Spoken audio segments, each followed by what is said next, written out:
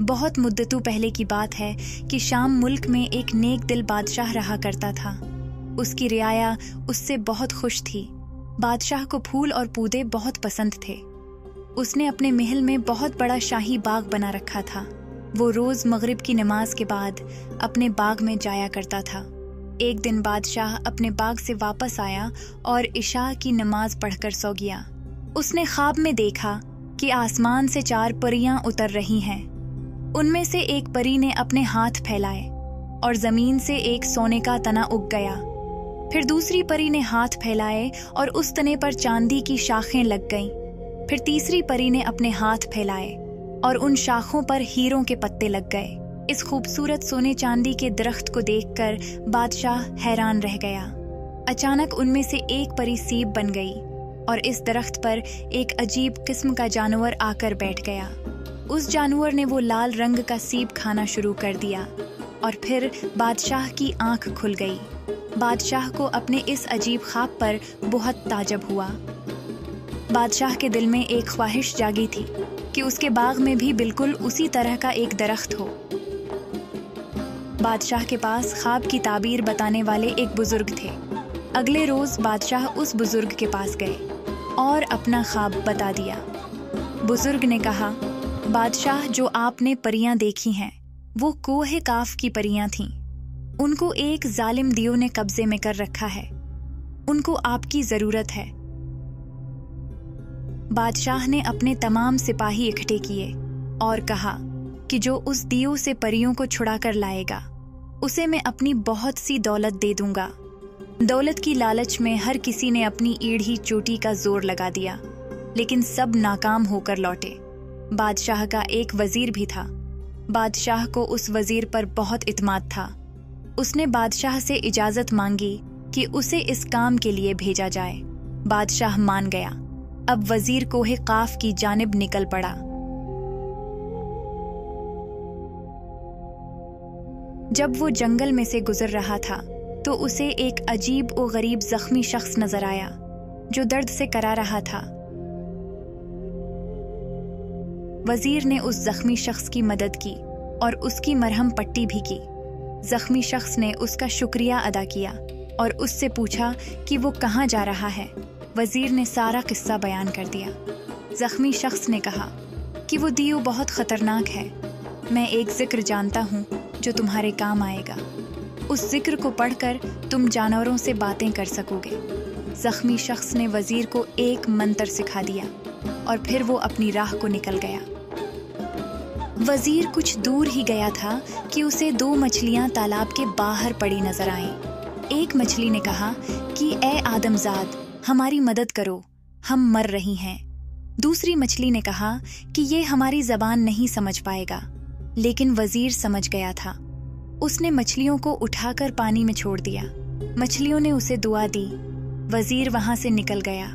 वो अपनी मंजिल की तरफ रवाना था। तब उसने किसी की आवाज सुनी। उसने सुना कि चूंटियों की रानी अपने लोगों को भाग जाने का कह रही है।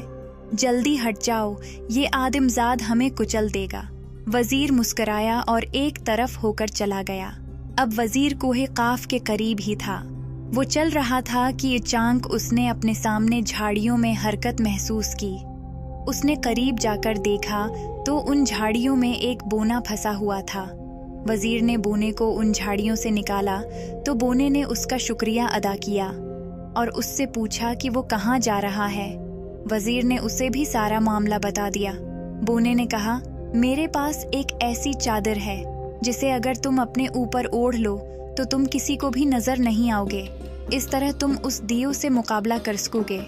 बोने ने उस वजीर को एक चादर दी। वजीर शुक्रिया अदा करता हुआ निकल गया। अब वह कोहे काफ की हुदूद में पहुंच चुका था। उसने एक बहुत खूबसूरत और बड़ा महल देखा। महल के बाहर 2 अजीब मखलूक पहरा दे रही थीं। वजीर ने अपने ऊपर चादर ओढ़ ली और वो गायब हो गया और उन मखलूकात के दरमियान से आराम से गुजर गया। लेकिन जल्द ही महल में शूर हुआ कि कोई महल में दाखिल हुआ है। कद आमद दियो को ये सुनकर बहुत गुस्सा आया। इससे पहले कि वो कुछ करता, वजीर दियो के सामने आ खड़ा हुआ। और उसने दियो को कहा कि वो कोई नुकसान पहुंचाने नहीं आया, वो बस ये चाहता है कि उन परियों को आज़ाद कर दिया जाए। इसके बदले वो जो कुछ चाहता है ले ले। कद आमद दियो हंसने लगा, लेकिन वजीर ने उसे यकीन दिलाया कि वो पीछे नहीं हटेगा और जो कुछ वो कहेगा वो करेगा। दियो ने कहा कि अगर तुम मेरे 2 काम कर दो तो मैं उन परियों को छोड़ दूंगा। वजीर राजी हो गया। दियो ने अपनी उंगली में से एक खूबसूरत अंगूठी उतारी और दरिया में फेंक दी। मुझे कल सुबह तक ये अंगूठी वापस चाहिए। वजीर परेशान हुआ कि वो इतने बड़े दरिया में अंगूठी कैसे ढूंढेगा, और फिर उसे वो मछलियां याद आएं। उसी दरिया में ही वो मछलियां रहा करती थीं। उसने उन मछलियों को बुलाया और सारा माजरा बयान किया। मछलियों ने कहा, तुम फिक्र मत करो, हम तुम्हें सुबह होने से पहले अंगूठी ला देंगे। और ऐसा ही हुआ। मछलियों ने अंगूठी लाकर वजीर के हवाले की। वजीर ने वो अंगूठी दियो को पेश की, लेकिन जल्द ही दियो ने अपनी दूसरी शर्त भी रख दी। उसने 3 बोरियां बाजरे की जमीन पर गिराएं और कहा कि कल दोपहर तक ये सारा बाजरा मुझे बोरियों में वापस चाहिए। वजीर फिर परेशान हुआ। तब वहां चूंटियों की फौज आ गई और उन्होंने दोपहर तक 3 बोरियां बाजरे से भर दें। दियो ये देखकर बहुत हैरान हुआ। वजीर ने कहा, मैंने तुम्हारी शराइत पूरी की और अब उन परियों को जाने दो। दियो हंसा और कहा कि तुम इंसान बहुत बेवकूफ़ हो। तुमने मेरी बातों का यकीन कर लिया। मैंने तुमसे झूठ बोला था।